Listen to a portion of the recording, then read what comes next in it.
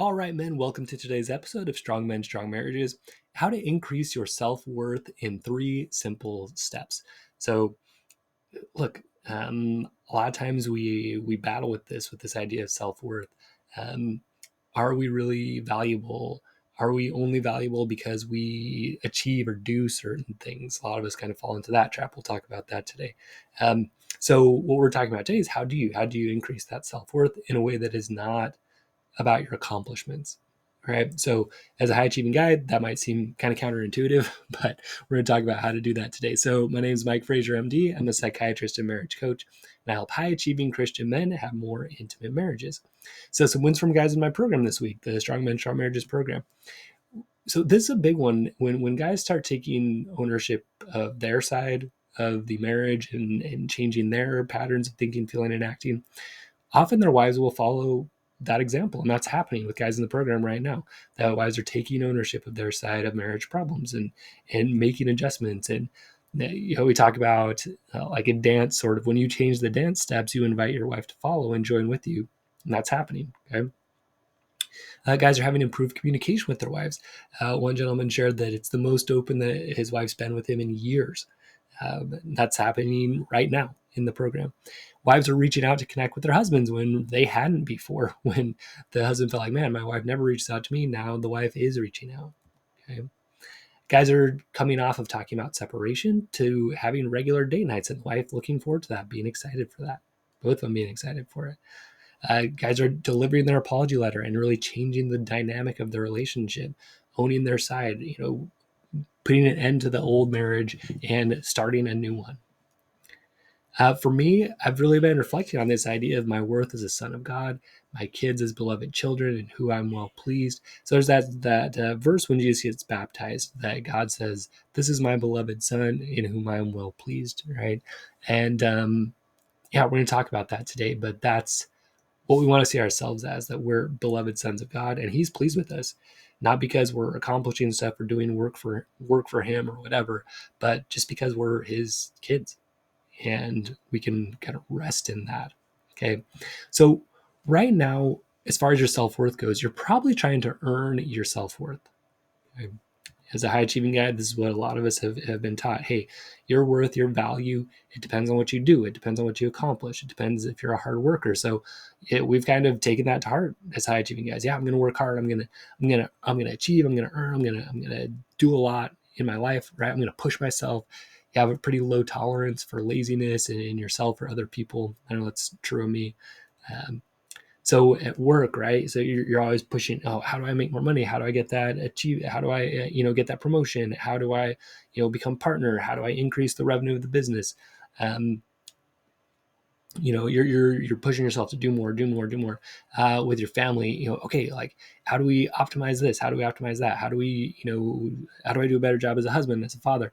And in some ways, that's not a bad question to ask, but it depends where it's coming from. If it's coming from this idea of, well, if I can finally like have that good marriage or be that good father, then I'll be good enough.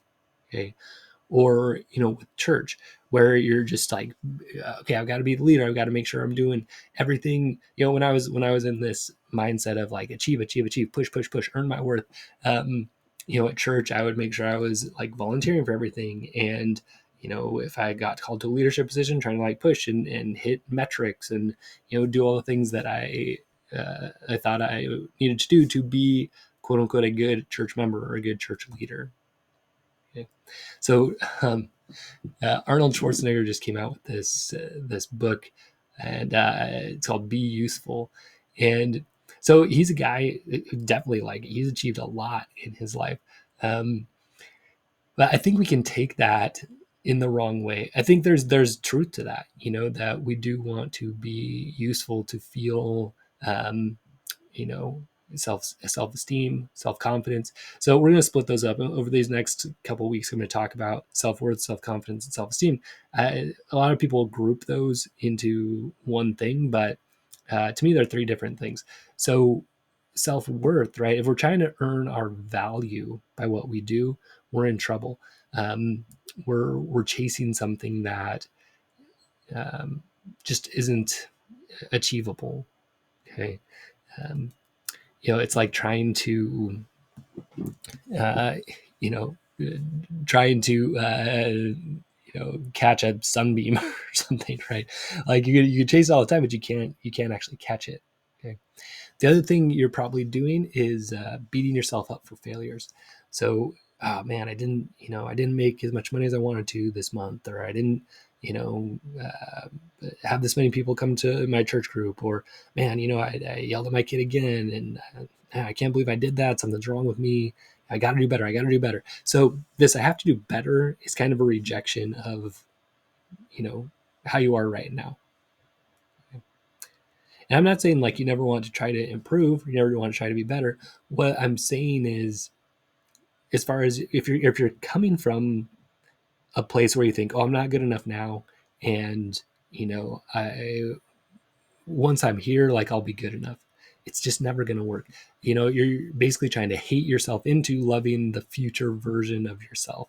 So, okay, yeah, I'm not a good enough dad now, but when I do this, then I'll be good enough, right? And then I made another mistake. Well, maybe when I do this, then I'll be good enough, or maybe when I make this much money, I'll be good enough, or maybe when I, you know, um, do so, do this for my wife, or maybe when my wife's having sex with me this much, then I'll be good enough, right?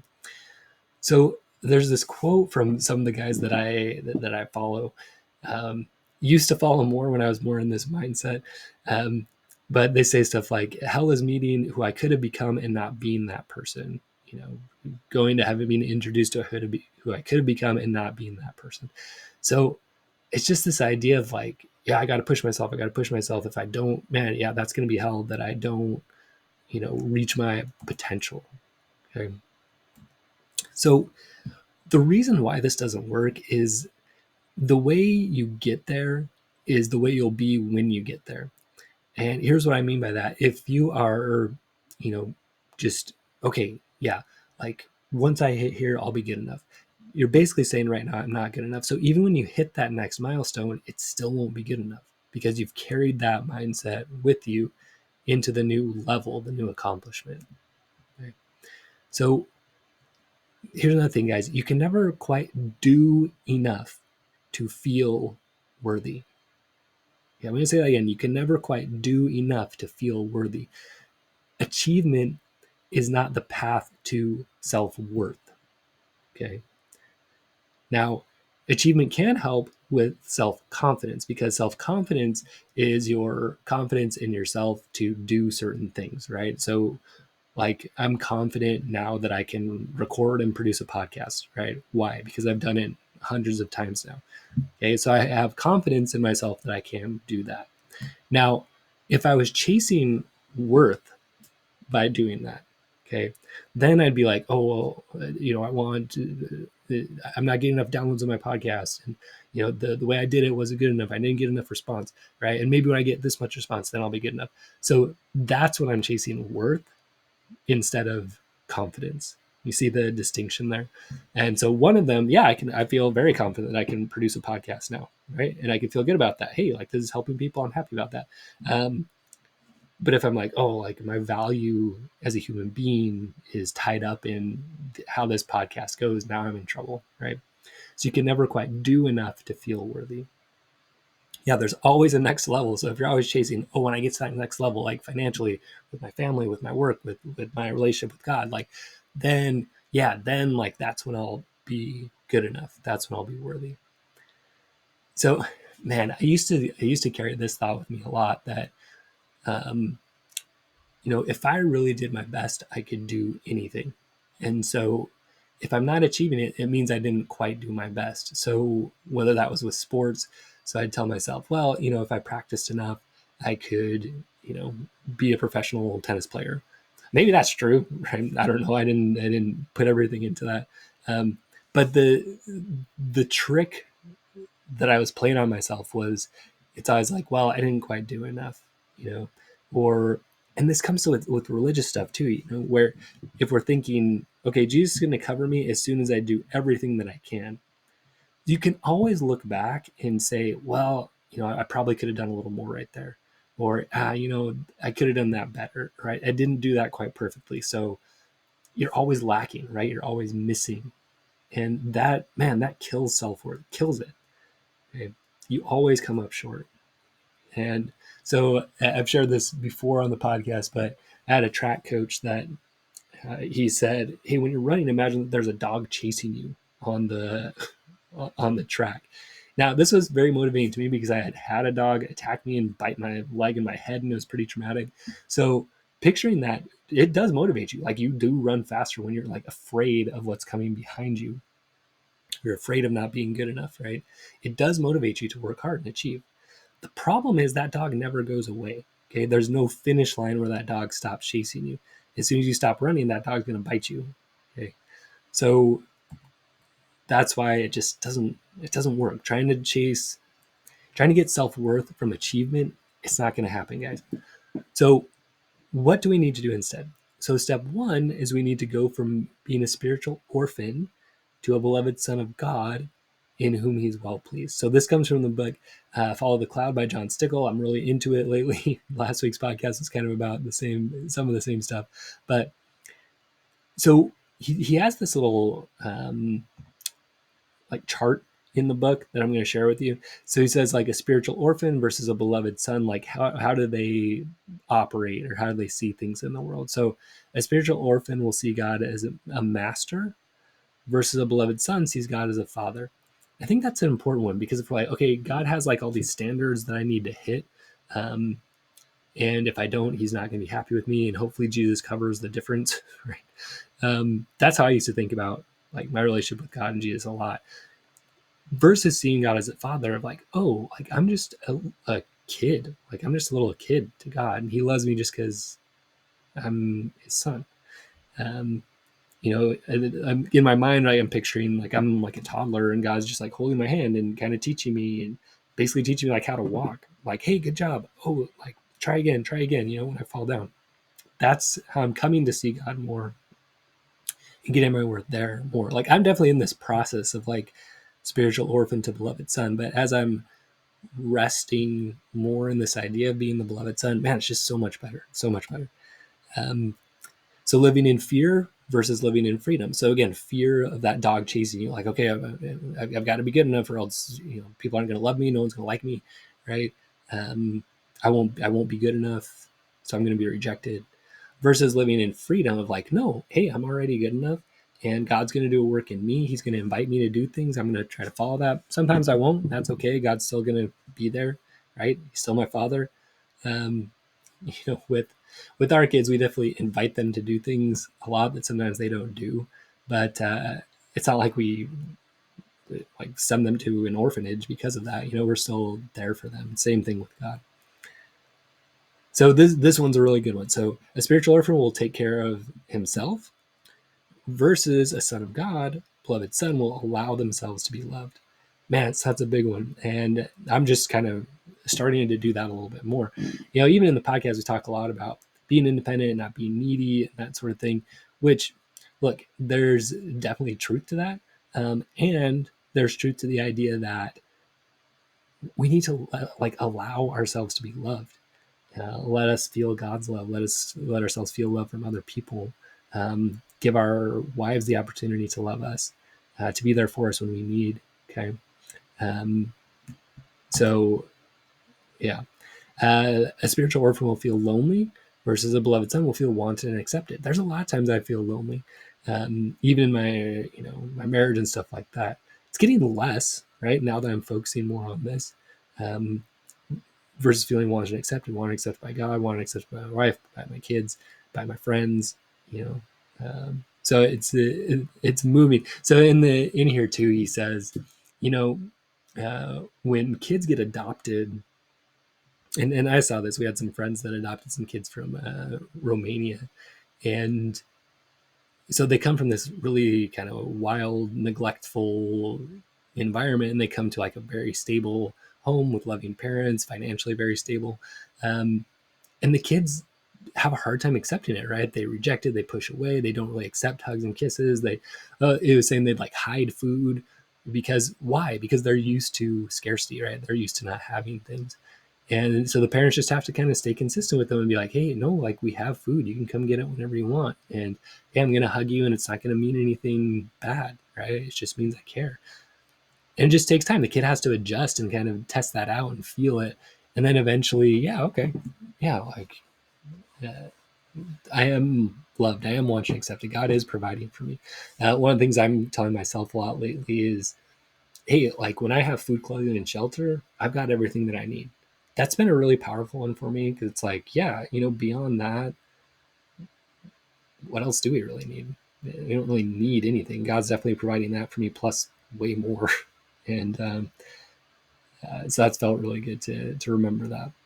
Um, but also seeing like, hey, God has a lot in store, and it's there, right? It's available. But so another one, living independently. Okay, I think a lot of us as high achieving guys who can relate to that. I'm my own man. I'm the captain of my own ship, right? I'm gonna do this versus living completely dependent. So completely dependent, not meaning like you're gonna live in your parents' basement the rest of your life, or I need my wife to always tell me how great I am. It's dependent on God, right? Dependent on resting in this idea. Hey, like I'm a son of God. I'm living in the palace already.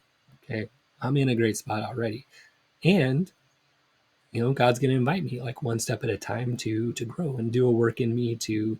Uh, One thing the way the book puts is to become who I already am, and I like that. Versus like who I can be. Becoming who I already am, kind of uncovering that. God's going to invite that because I'm already a son, right? I'm already a son. I already have infinite potential inside me, and He's just going to help strip away things to help uncover that. So living dependent on God that way. Okay, another one, achieve and perform versus receive and rest. So this is probably the biggest one I'm working on for myself right now, is just like letting myself, instead of like, yeah, achieve, perform, do all these things, receive and rest. Hey, like, I like that image, right? I'm already living in the mansion. I'm already living with God in the palace. Like I can just relax. I can receive. I can rest.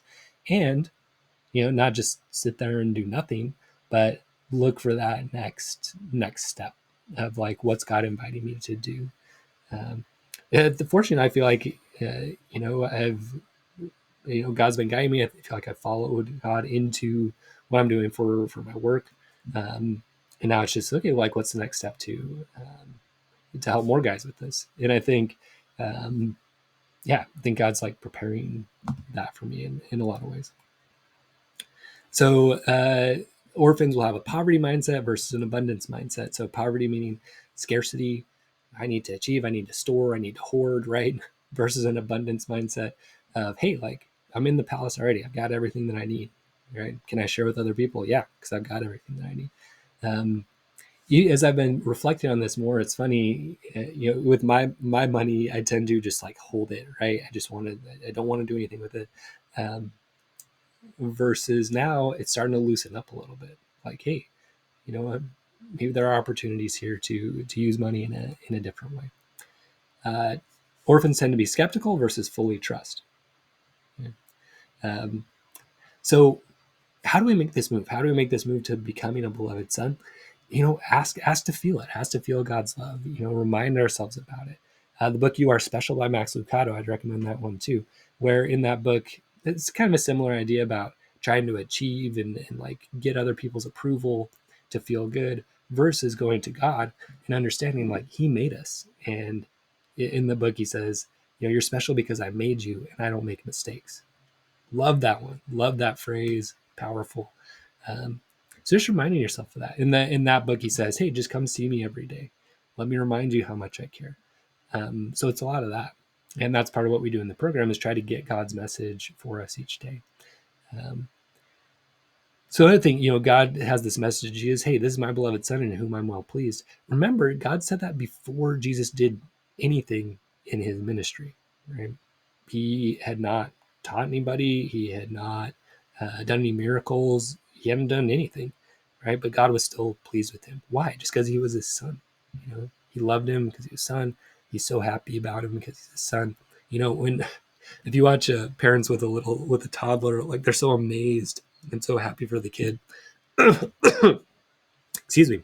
If he just like he's learning to walk, right? He just stands up for 1 second. Yay! Wow, you're amazing! Like that's how God is with us. Then the kid falls down. Oh, hey, are you okay? The parents aren't like, oh, you idiot! Like I can't believe you fell down. You're so stupid.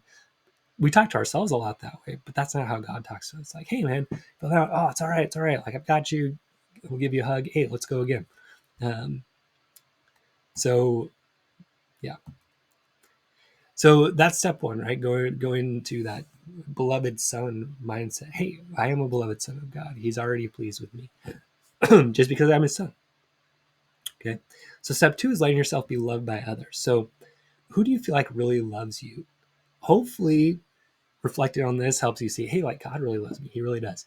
Um, but who around you kind of reflects that love of God? Who's good at that? Um, maybe it's a family member, maybe it's friends, maybe it is your wife, maybe it's your wife and you don't know it. I think that is true of me a lot of times. I don't really give her that opportunity to love me, even in like my imperfections, even in the times that I stumble, even when I try to stand up and fall down, right? um, so give other people the opportunity to be there for you. um, start asking for things that you want. That's another good way to let yourself be loved by others, instead of being like, oh, I'll do it, I'll do it, which I know I tend to fall into that. Probably a lot of high achieving guys do. um, just saying instead, hey, like, I need some help here, can you do this for me?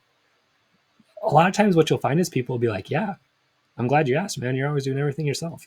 Like, I'm actually happy to help. Helps me feel useful. Right? And in my marriage, so as I've started to share more with Elizabeth my concerns, like about work, about money, or just wanting to feel loved, or wanting a hug, or you know man, it's just been so cool to see her be there for me, and know that she will be there for me when I need her, when I call for her, that I matter to her. um, so as I've let myself be open with her, be known, man, she's really stepped up and been there, and that feels great. So uh, and that what that did is it led me to trust more that she would be there for me. Um, a lot of us as high achieving guys, some of us had come from environments where we maybe didn't really get our uh, emotional or maybe physical needs met. Maybe there's even abuse or things like that, neglect. Um, so we can kind of take that message, okay, it's all on me, right? I got to do it all myself. But as we start allowing people to be there for us, we can start saying, huh, maybe that's not true. Maybe I don't have to do it alone. Love that. So again, step one, see yourself as a beloved son of God. Step two, let others love you. Step three, see yourself as a baby. So we've kind of talked about this already, but why do people love their babies? Okay, babies, they do not do anything useful, especially an infant, man. So if you have kids, a kid comes in, they're like, from a practical standpoint, they're like the worst. Okay, they keep you up all night. They they're just pooping, peeing, eating. They don't even like smile or anything at the beginning. So no real feedback that you matter to this kid at all. But it doesn't matter, right? Because that's your kid. You love them. You're oohing and eyeing over them, going to the bathroom, or just like the way they move.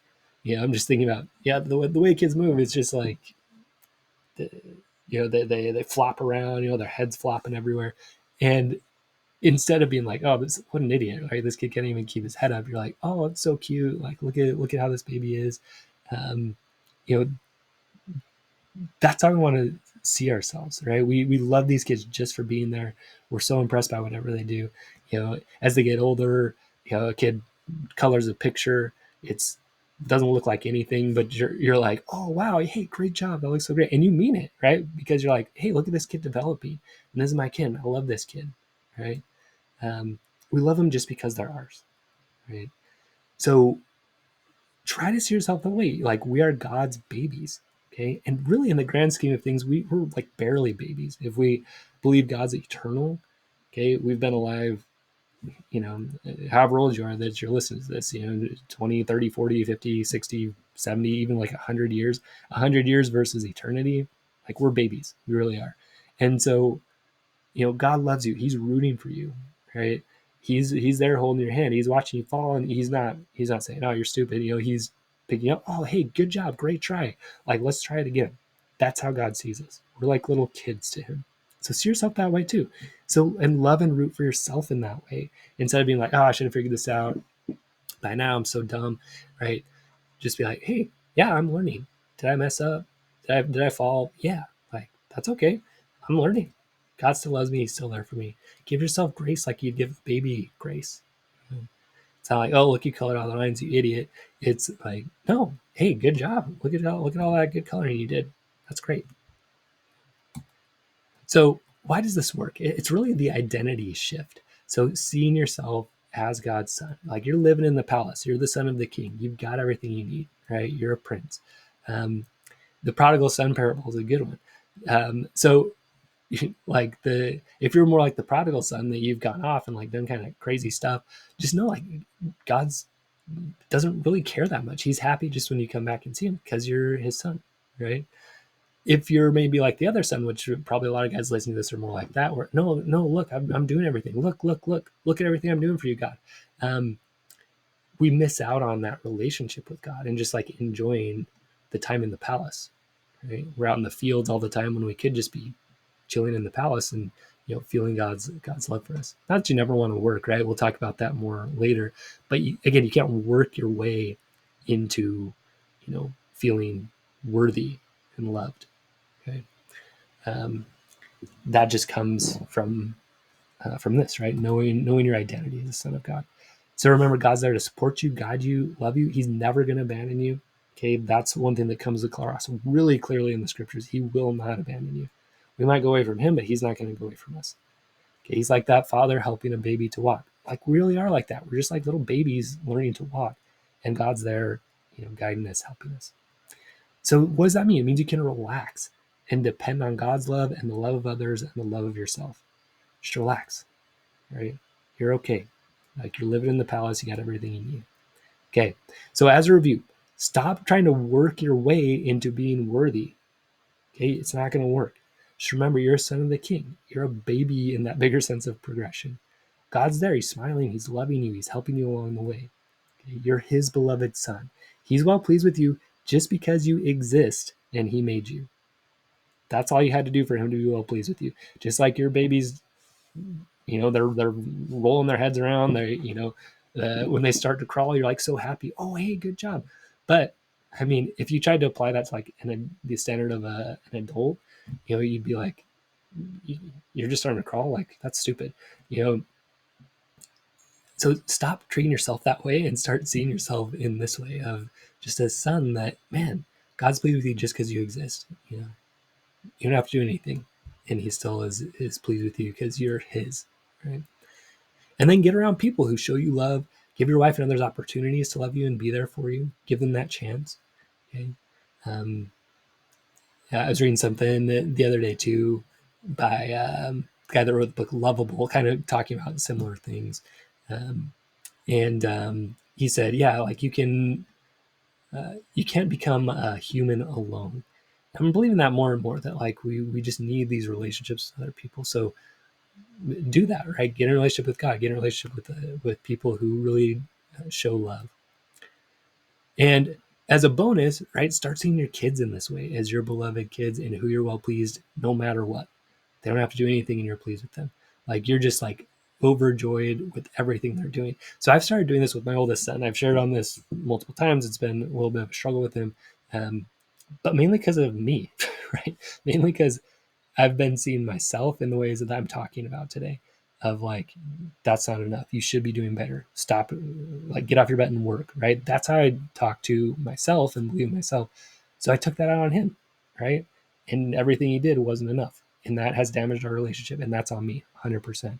And as I have started to shift that, as I've started to see him more like this, hey, this is my beloved son. I'm well pleased in him no matter what. You know, it's a lot easier to see all the good that he's doing. And he's doing a ton of good, right? We coach a soccer team together. Yesterday, he did so awesome. Um, by any measure, he did a great job.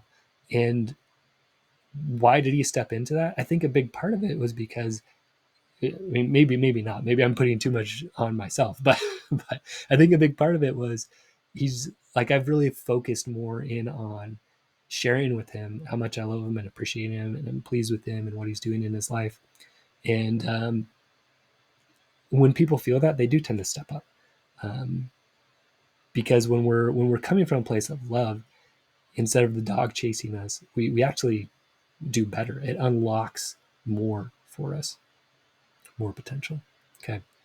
So if you want to come join a group of men who are practicing this each day, and supporting each other in the process, come join us. Come visit strongmen.io, fill out an application, and we'll get back to you with your best next steps on how to join us. So we're looking forward to connecting with you. Again, visit strongmen.io or visit the link in the show notes, and we'll see you there. All right, stay strong, men. We'll see you next episode.